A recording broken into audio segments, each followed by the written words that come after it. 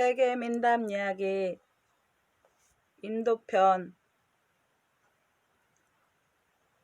인도는 긴 역사와 풍부한 문화유산만큼이나 문학 또한 다양하고 풍부합니다.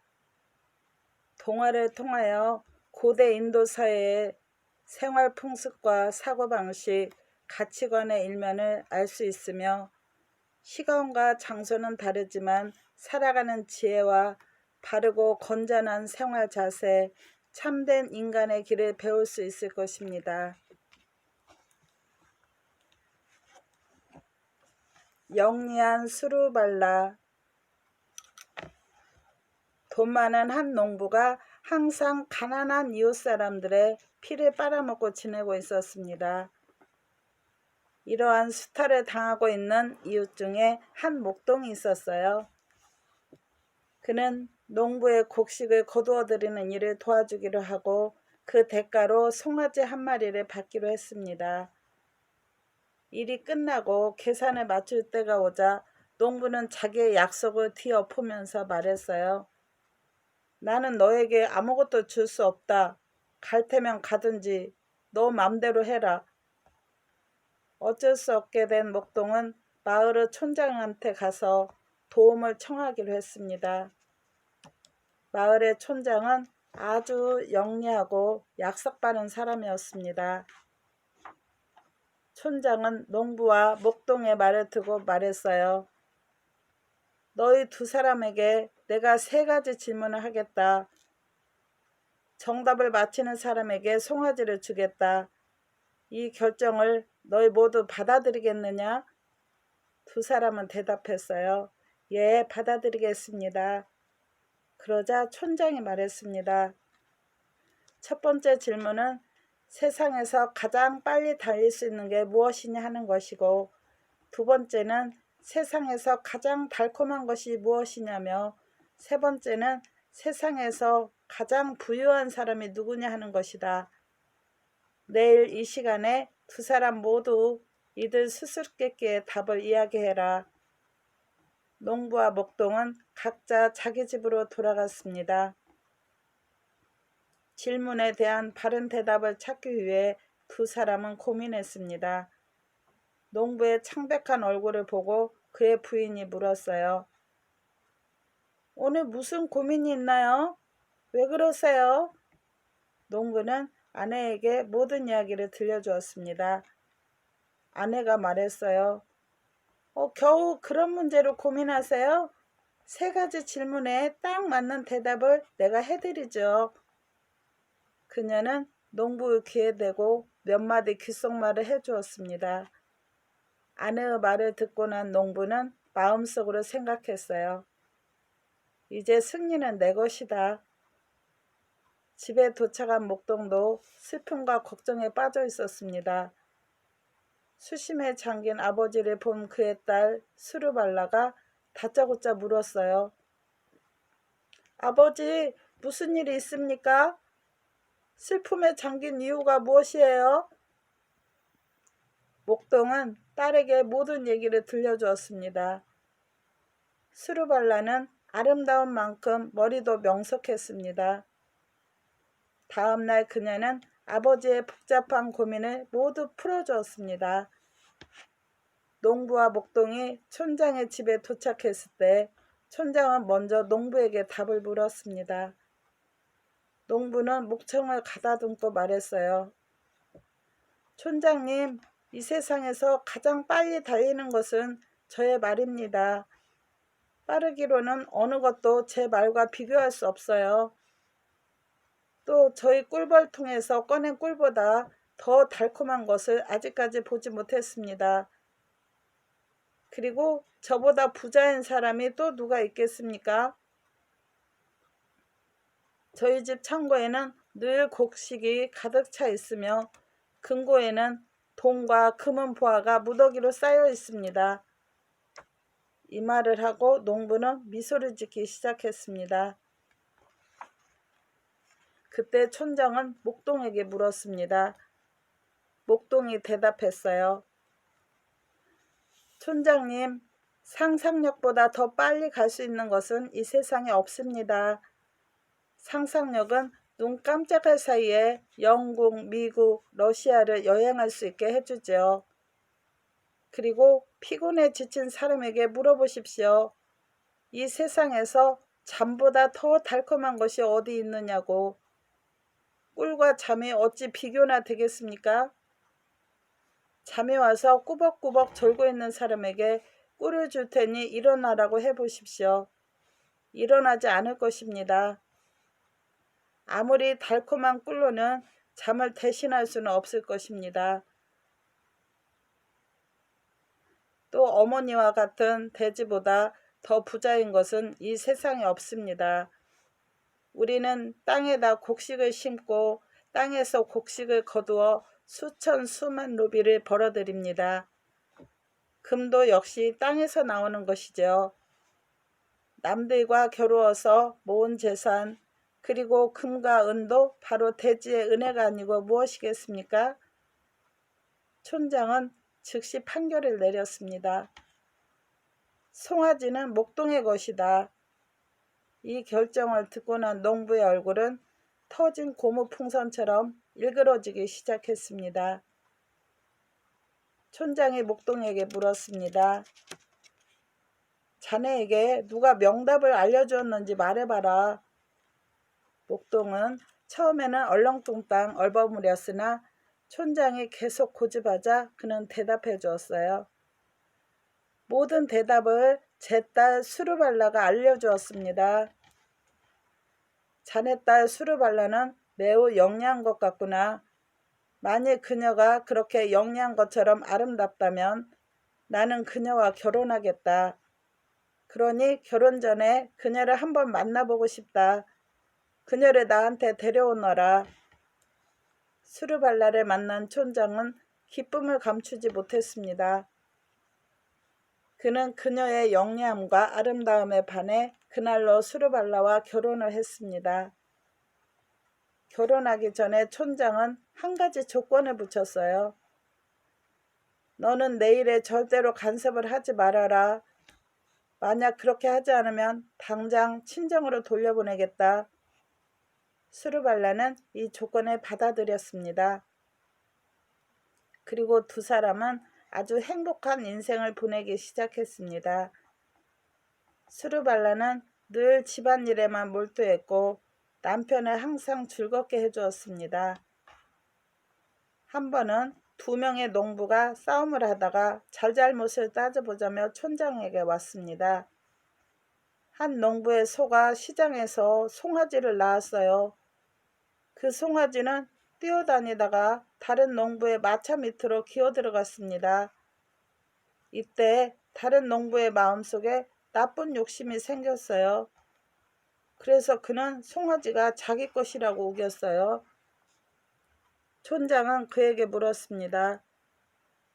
이보게, 자네에겐 소도 없는데 이 송아지가 어떻게 자네 것인가?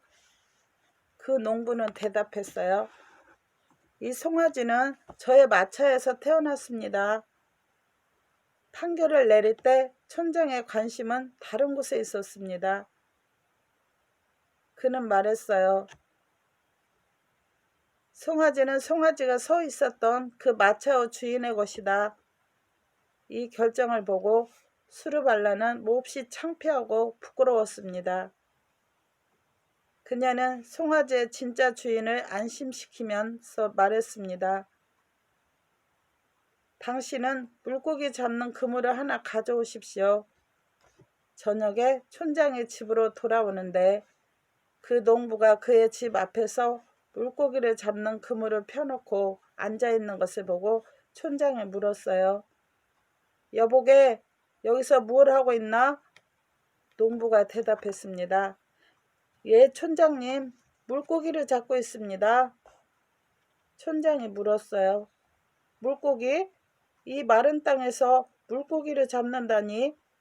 그러자 농부가 재빨리 말했어요.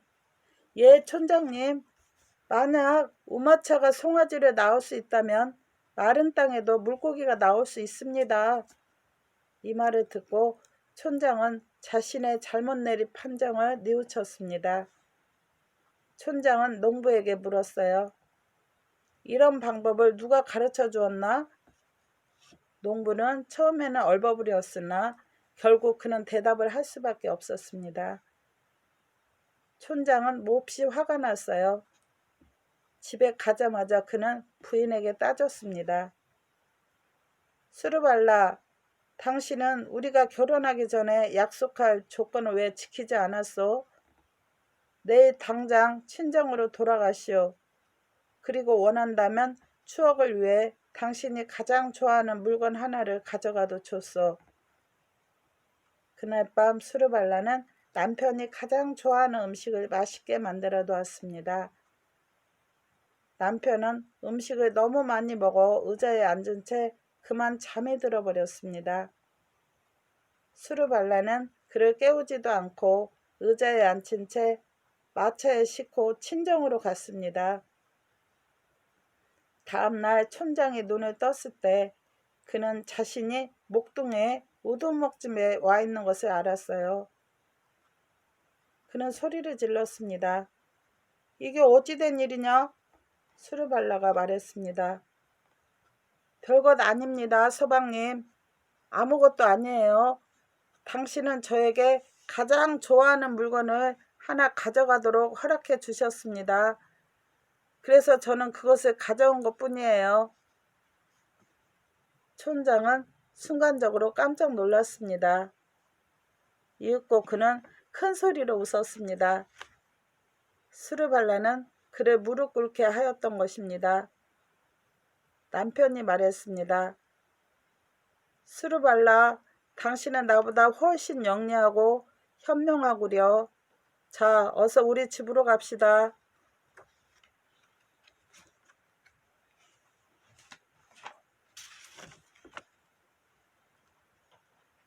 손비르 왕. 담부르라는 나라의 왕 손비르는 매사에 자기 부인의 충고를 반드시 받아들이곤 했습니다. 손비르 왕 부인의 이름은 소나와티였는데 그녀는 매우 현명하고 용기 있고 정치에 술수는 아는 여자였습니다. 소나와티는 학식이 있는 유능한 사람들을 존경했어요. 그녀는 가난한 사람들에게 자선을 베푸는 일에도 열심이었습니다. 소나와티는 담부르의 모든 고위 관리들과 대신들에게 가난한 사람들을 도울 계획을 마련하라고 말했습니다. 대신들은 왕비 앞에서는 예예하고 대답했지만 돌아서서는 가난한 사람들을 도와주기는커녕 자신들의 배만을 채우기에 급급했습니다. 손비르 왕은 늘 말하곤 했습니다. 내 백성은 내 가족이다. 모두가 내 형제 자매다. 내게 있는 모든 부와 재산은 내 형제 자매들의 것이다. 한 번은 왕이 이 말을 여러 번 반복하고 있었을 때 백성들 중에서 어떤 한 영리한 사람이 왕의 간대함을 악용하려는 계획을 꾸몄습니다. 그 사람은 담부르에 사는 옷장사였습니다. 어느 날 이 상인은 궁중에 도착하여 호위병에게 말했어요. 나는 왕의 동생인데 왕을 만나러 왔어. 호위병이 이 사실을 전하자 왕이 말했습니다. 모두가 내 형제다. 그 사람을 안으로 데려오너라. 호위병이 그 사람을 데리고 왕 앞에 가자 왕이 물었어요. 자네, 여기에 온 목적이 무엇이냐? 상인이 말했습니다. 나는 왕가의 일원입니다. 왕의 동생이죠. 왕이 놀라움을 나타내자 그는 대왕, 스스로 이 나라의 모든 백성은 나의 가족이고 형제 자매라고 말씀하시지 않았습니까? 저는 대왕이 자기 동생들을 못 알아볼 줄로는 생각하지 않습니다. 라고 말했어요. 왕은 웃으면서 말했습니다. 알아보고 말고 그대가 내 백성의 한 사람이라면 틀림없는 내 동생이지. 그런데 내게 무슨 볼일이 있지? 상인이 말했어요. 제가 대왕의 동생이니 저에게 재산의 절반을 주십시오. 이제 왕은 상인의 영리함을 간파했습니다. 왕은 경제 담당 대신을 불러 상인 앞에서 물었어요. 이보시오 대신, 궁중에 지금 돈이 얼마나 있어? 올해 총 지출은 얼마나 되지? 그리고 총 수입은? 내년도의 예산도 확인하시오. 그리고 빨리 모든 서류를 가져오시오. 경제 담당 대신은 아주 재치 있는 사람이었습니다.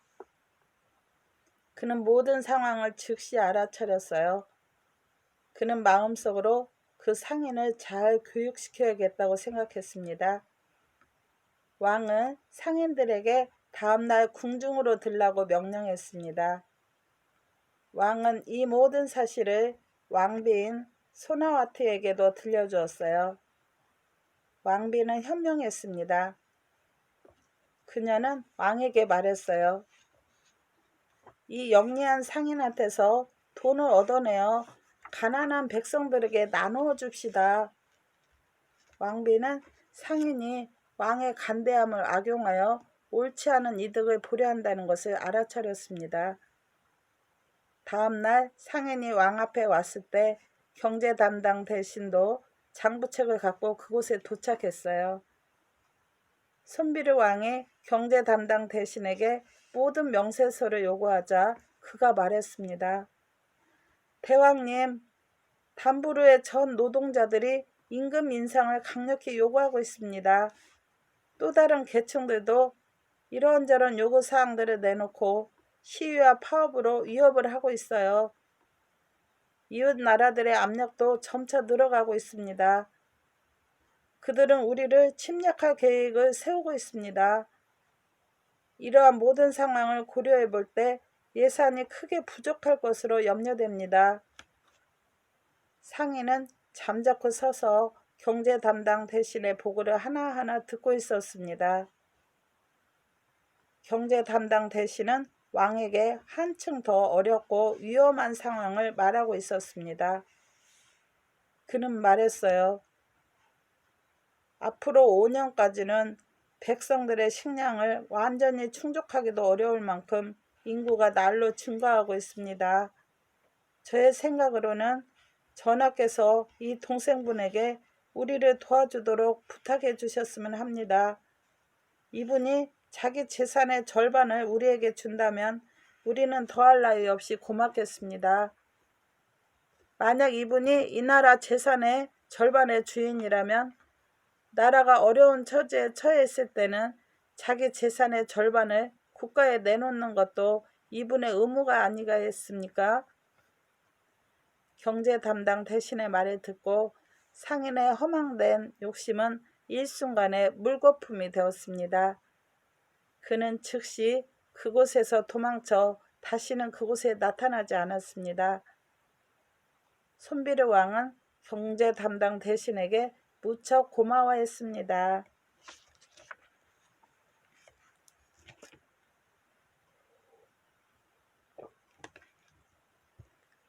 선행의 저울. 어느 마을에 한 브라흐만이 살고 있었습니다. 브라흐만이란 힌두교 모든 종교 의식과 제사 의식을 주관하는 성직자입니다. 그에게는 딸이 하나 있었어요. 딸이 어엿한 처녀가 되자 브라흐만에게는 그녀를 결혼시켜야 하는 고민이 생겼습니다. 그러나 그에게는 딸을 결혼시킬 돈이 없었어요. 그는 매우 가난했던 것입니다. 브라흐만은 자기 나라의 왕이 신앙심이 아주 두텁고 가난한 사람들을 돕는데 큰 기쁨과 만족을 느끼는 사람이라는 것을 들었습니다. 그래서 왕에게 가보기로 결심을 했어요. 어느 날 그는 아내에게 말했습니다. 여보, 오늘 임금님께 가야겠어. 빨리 음식을 좀 장만해 주구려. 긴 여행이니 가다가 아무 곳에나 앉아 먹으려 하오. 브라흐만의 아내는 빵 몇 개를 구웠습니다. 브라흐만은 빵을 싸서 허리에 차고 길을 나섰어요. 한참을 걸어서 멀리까지 가자 그는 배가 고팠습니다.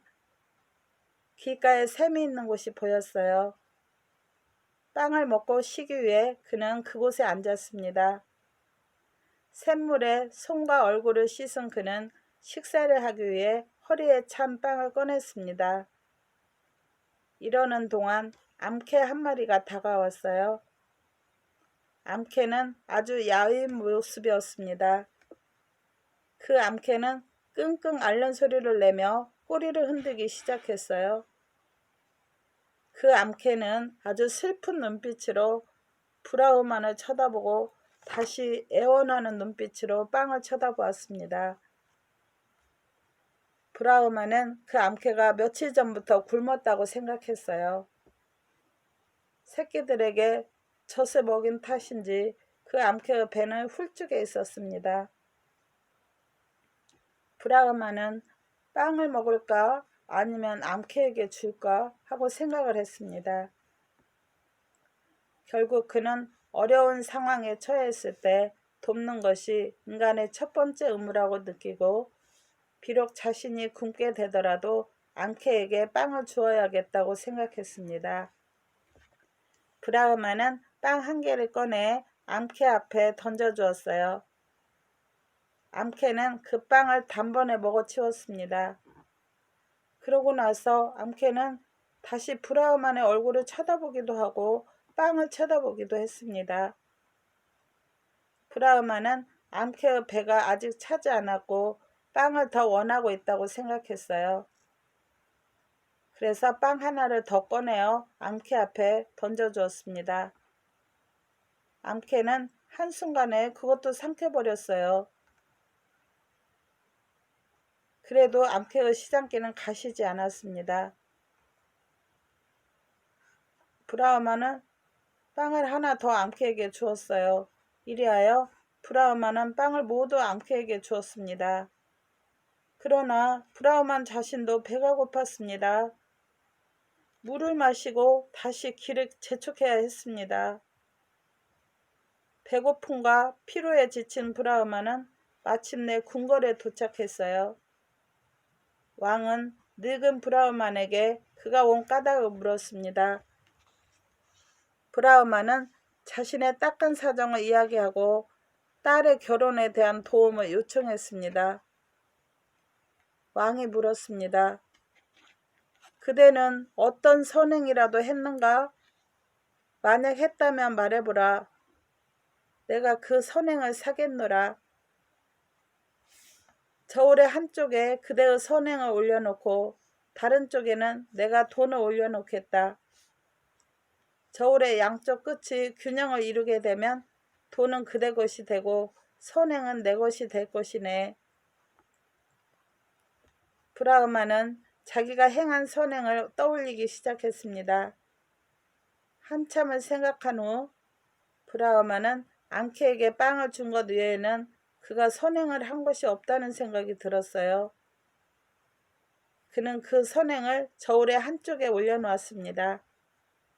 이제 왕은 저울의 다른 쪽에 돈을 놓기 시작했어요. 먼저 왕은 100루피를 얹어놓았습니다. 그러나 저울은 움직이지 않았어요. 왕은 계속해서 200루피, 300루피, 1000루피를 놓았습니다. 그러나 돈이 쌓여도 저울이 꼼짝하지 않으니 참으로 이상한 일이었습니다. 왕은 자기의 모든 보석을 올려놓았습니다. 그러나 저울은 꼼짝도 하지 않았어요.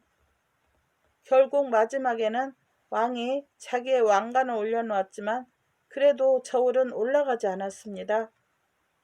그러자 왕은 누군가가 마술을 걸고 있는 게 아닌가 하고 생각했습니다. 결국 큰 감명을 받은 왕은 브라흐만에게 빌었습니다. 오 신이여, 이제 더 이상 저를 시험하지 마시고 당신의 참 모습을 보여주십시오. 브라우만은 대답했어요.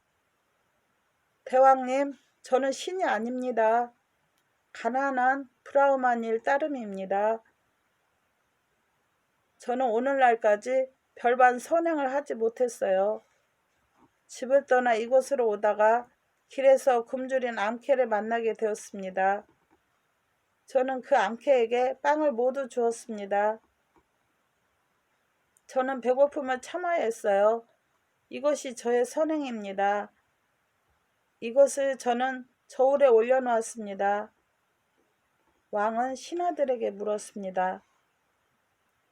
브라우만의 이 선행이 어떻게 그렇게 크고 위대할 수 있을까? 나는 매일 수천 명의 굶주린 사람들에게 음식을 먹여주는데도 그렇게까지는 되지 않았는데, 옆에 있던 한 신하가 말했습니다. 대왕님, 이 브라우만은 아주 가난합니다. 보시를 모아 이럭저럭 배를 채운답니다. 아침에 밥을 먹더라도 저녁 끼니를 걱정해야 하는 처지에서 스스로 배고픔을 참으면서도 그는 암캐에게 빵을 주었습니다. 왕은 브라우만의 자기 희생정신에 큰 감명을 받았어요. 왕은 자신의 모든 재산을 그 브라우만에게 주려고 했으나 브라우만은 그것을 거부했습니다. 왕은 브라우만의 이 마음에 더욱 흐뭇해했습니다. 그는 브라우만에게 많은 금을 주어 아주 정중히 배웅을 했습니다.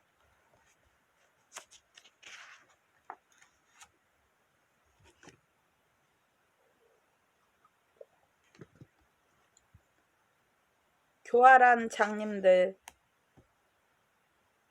오래전의 일입니다. 한 농부가 송아지 한 마리를 길렀습니다.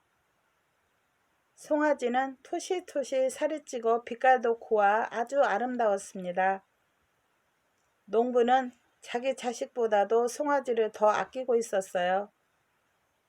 한 번은 그 나라에 비가 오지 않아 기근에 빠지게 되었습니다. 농부의 곡식도 햇볕에 다 타 죽어버렸고 그의 가족도 며칠 동안 굶주리며 살아야 했습니다. 참다 못한 농부는 송아지를 팔아야겠다고 결심했습니다. 집을 나서려고 하자 부인은 송아지를 300루피보다 한 푼이라도 적게 받아서는 안 된다고 그에게 신신당부했습니다. 농부는 시장에 도착했어요. 송아지를 사려는 사람들이 그를 둘러싸고 이리저리 한참 들여다보더니 325루피를 내겠다고 했습니다. 농부는 돈을 싸들고 기쁜 마음으로 집으로 향했습니다. 도중에 그는 한 사원에 들어갔어요. 그 사원에는 사원을 지키는 사람과 제사를 주관하는 성직자를 포함하여 4명의 장님이 살고 있었습니다. 그가 기도를 드리고 보시를 바치러 온 것을 안 그들은 농부를 크게 환영했습니다. 그리고 공양을 바치게 된 이유를 물었어요. 농부는 모든 이야기를 들려주었습니다. 돈 이야기를 듣자 장님들은 욕심이 생겼어요. 그들 중에서 한 사람이 말했습니다. 이복의 농부, 100루피짜리 돈이 어떻게 생겼는지 나는 지금까지 본 적이 없네. 자네 좀 보여줄래? 농부가 말했습니다. 봉사님, 저는 빨리 돌아가야 합니다. 그렇지 않으면 꼭 보여줄 수 있을 텐데. 다른 장님이 말했습니다. 이복에 우리는 돌아다니지도 못해 이곳에서 한 입, 두 입 동냥을 해서 먹고 산다네. 우리가 어디서 100루피짜리 지폐를 볼 수 있겠나? 그게 얼마나 보고 싶었으면 이렇게까지 간청하겠나? 좀 보여주게. 그렇지 않으면 자넨 일생 동안 마음에 상처를 안고 지낼 걸세. 농부는 돈주머니를 장님의 손에 넘겨주었습니다. 장님은 손으로 돈을 세며 만져보고 있었어요. 조금 뒤에 농부가 돈주머니를 되돌려 달라고 하자 장님은 비명을 질러대기 시작했습니다. 그 소리를 듣고 사람들이 몰려들었어요. 농부가 말했습니다. 여러분, 이 장님이 100루피짜리 지폐를 보기 위해 저의 돈주머니를 가져갔습니다. 그러고는 돈주머니를 돌려주지 않습니다. 장님들은 정색을 하며 말했습니다. 여러분, 이 사람이 당신들을 속이고 있습니다. 우리가 여태까지 한 푼, 두 푼 구걸해서 모아둔 돈을 낚아채 가려고 합니다. 사람들은 장님의 말을 믿고 농부를 때려서 사원 밖으로 내쫓아 버렸습니다. 상처를 어루만지면서 집 가까이에 다다른 농부는 300루피보다 한 푼이라도 적게 가져와서는 안 된다던 부인의 말이 생각났어요. 농부는 아내가 돈 없는 자신을 집에 들여보내지 않을 것이라고 생각했습니다. 어떻게 하던 그는 장님에게서 돈을 되돌려받고 동시에 그들에게 좋은 교훈을 가르쳐 주어야겠다고 생각했습니다. 농부는 선한 사람이 속임을 당하면 영악한 사람들의 귀까지 자를 정도로 약삭빠른 사람이 된다는 속담이 생각났어요. 농부는 사원으로 다시 가서 조용히 장님들의 말을 듣기 시작했습니다. 장님들은 농부를 바보로 만든 그날의 일을 통쾌해하며 웃고 있었어요. 날이 어두워지자 장님들은 돈을 똑같이 나눠 가지고 자기 몫을 챙기기 시작했습니다. 장님 가운데 한 명이 일어나서 조용히 사원 한 구석으로 가 땅을 파헤치더니 단지 하나를 꺼냈습니다. 그곳에 돈을 집어넣고 다시 땅에 묻었어요. 농부는 이 장님들이 이전에도 많은 사람들을 속였다는 것을 알게 되었습니다. 장님이 가자마자 그는 단지를 꺼내 집으로 향했습니다. 며칠이 지난 후 농부는 다른 장님에게도 복수를 해야겠다고 결심하고 사원에 도착했습니다. 첫 번째 장님은 돈을 잃어버려 비통해하고 있었는데 다른 장님은 그를 놀려대며 말했어요. 누가 돈을 땅속에 묻어두라고 말했나? 돈을 집어넣을 때마다 누군가가 보고서 그것을 끄집어내어 달아난 것이다. 나를 보게. 나는 모든 돈을 대나무 통 속에 집어넣어 보관한다네. 낮에는 종이 그것을 손에 들고 다니고 밤에는 침대 머리맡에 놓아둔다네. 그래서 돈을 잃어버릴 위험이 전혀 없지. 농부는 저녁에 그곳에 와서 제사를 드리는 척 했습니다. 장님은 또 좋은 사냥감이 걸려들었다고 생각했어요. 장님들은 그를 극진히 대했습니다. 농부는 솥에 불을 피워놓고 음식을 마련하기 시작했어요. 조금 뒤에 그는 대나무 지팡이를 든 장님에게 말했습니다.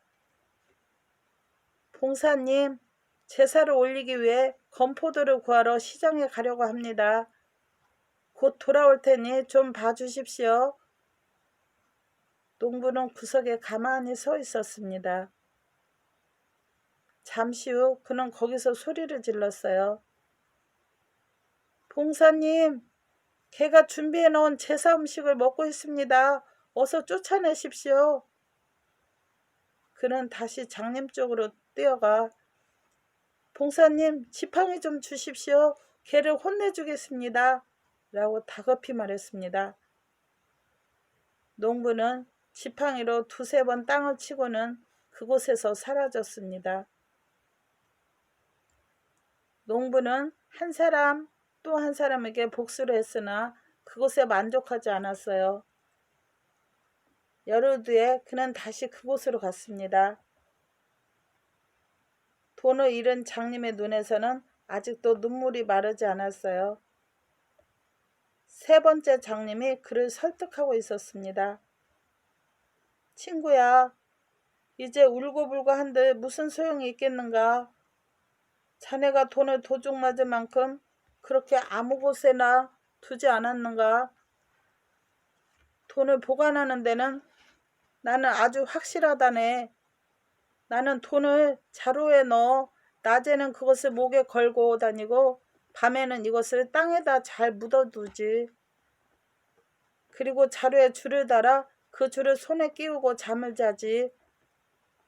누군가가 돈자루를 건드리기만 하면 줄이 흔들려서 나는 잠을 깨게 될 거야. 그래서 나는 도둑이 두렵지 않아. 농부는 이 이야기를 모두 들었습니다. 그는 조용히 들어가 그 장님의 침대 부근에 못 한 개를 박아 놓았어요. 밤에 장님이 코를 심하게 골자 농부는 재빨리 줄을 못에 묶어놓고 기다렸습니다.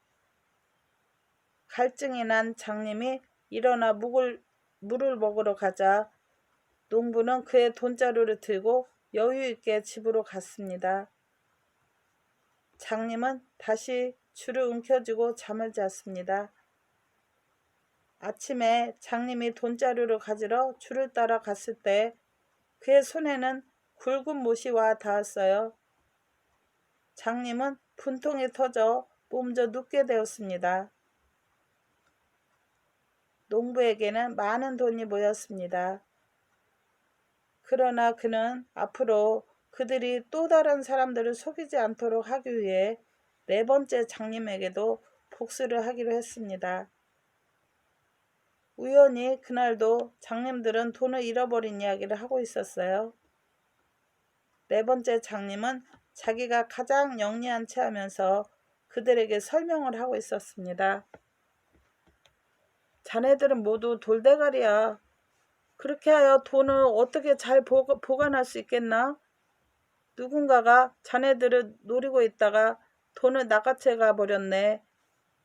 그런 일에는 나는 아주 영리하지. 나는 모은 돈을 이불 속에 숨겨두었어. 여름에는 그것을 깔고 자고 겨울에는 덮고 자지. 그렇기 때문에 어느 누구도 돈을 훔쳐갈 엄두를 내지 못한다네. 이 말을 듣고 농부는 이번에는 문제가 몹시 까다롭겠다고 생각했어요. 그는 마을로 돌아와 저녁에 단지 하나를 가지고 장님들한테로 갔습니다. 사원에서 하룻밤 머물게 해달라고 그가 간청했으나 장님들은 거절했습니다. 농부는 다시 말했어요.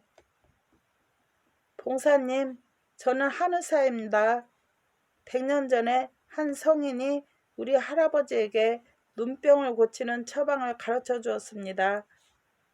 그 약으로 1000명이 눈을 뜨게 되었어요. 지금도 저는 한 친척의 눈을 고치러 가고 있는 중이에요. 밤은 깊어가고 길은 멀어서 그러니 하룻밤만 묵게 해주십시오. 그런 신비한 약이 있다는 말을 듣고 난 장님들은 그에게 여장을 풀게 했으며 자신들의 눈을 고쳐달라고 애원하기 시작했습니다. 농부가 말했어요. 약이 조금밖에 없습니다. 그러므로 당신들의 눈을 한쪽씩만 고쳐드리겠습니다. 장님들은 그의 말을 받아들였습니다.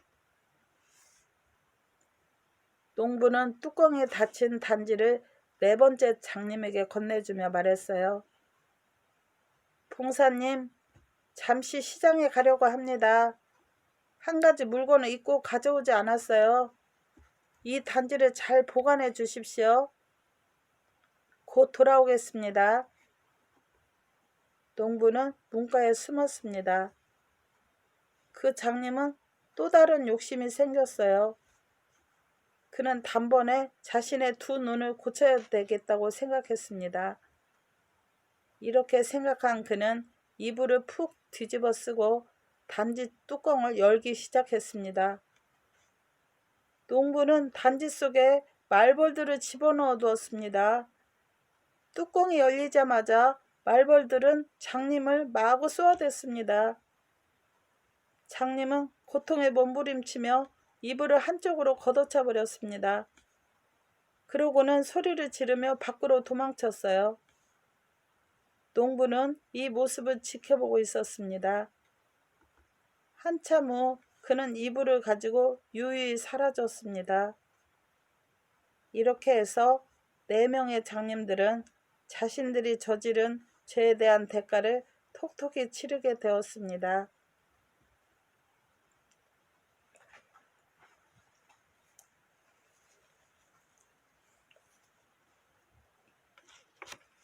두 친구. 인도의 동부 벵골 지방의 어느 마을에 아주 친한 두 친구가 살고 있었어요. 그들의 우정은 매우 두터워 무슨 일을 하든지 그들은 함께 일을 했습니다. 그들은 같은 장소에서 일을 하고 같이 밥을 먹고 어디를 가든지 함께 팔짱을 끼고 다녔어요.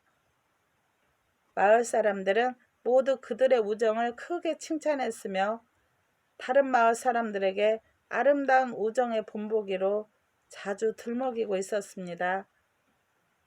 그들도 서로의 우정을 자랑했으며 살아있는 동안 서로 헤어지지 말자고 맹세했어요. 더욱이 그들은 죽을 때도 같이 죽자고까지 약속했습니다. 어느 날 두 사람은 돈을 벌기 위해 다른 지방으로 떠나기로 했습니다. 각자 가족들에게 인사를 하고 두 사람은 함께 출발했어요. 길을 가던 중 그들은 무서울 정도로 울창한 숲을 지나야 했습니다. 그래서 두 사람은 서로 손을 꼭 잡고 걸었습니다. 갑자기 큰 곰 한 마리가 꼬리를 흔들며 앞으로 다가왔습니다. 한마디 말도 없이 그중 한 사람은 잡고 있던 팔을 뿌리치고 근처의 나무 위로 올라갔어요. 다른 사람은 나무에 올라갈 정도로 약삭 빠르지 못했습니다. 그는 친구에게 팔을 잡아달라고 말했어요. 그러나 그의 친구는 겁이 나서 밑으로 내려와 친구를 구해줄 마음이 없었습니다. 밑에 있던 친구는 매우 당황했습니다. 곰이 가까이 다가오자 그는 땅바닥에 몸을 엎드려 눕고는 머리를 팔로 감쌌습니다. 곰이 접근하자 그는 숨을 죽이고 죽은 것처럼 신용을 했어요. 킁킁 냄새를 맡아본 곰은 그를 죽은 시체로 알고 그대로 지나가 버렸습니다. 그의 친구는 나무 위에 숨어서 이 모든 광경을 조용히 지켜보고 있었어요. 그는 곰의 행동에 대해 놀랍기도 하고 한편 호기심도 생겼습니다. 안전하다고 생각한 그는 밑으로 내려와 친구에게 물었습니다. 곰이 너에게 뭐라고 속삭였니? 다른 친구는 화가 치미기도 했지만 큰 숨을 들이키고 난 후 말했어요. 그래, 곰이 나에게 좋은 이야기를 해주었지. 그는 자네와 같은 겁쟁이와는 절대로 친구를 사귀지 말도록 나에게 경고하였다네. 친구는 부끄러워 어찌할 바를 몰랐습니다. 이 일이 있은 후 다른 친구는 의리 없는 겁쟁이 친구를 떠나기로 결심하고 자기 마을로 되돌아왔습니다. 감사합니다. 항상 편안하시고 건강하세요. 구독과 좋아요는 저에게 격려가 됩니다.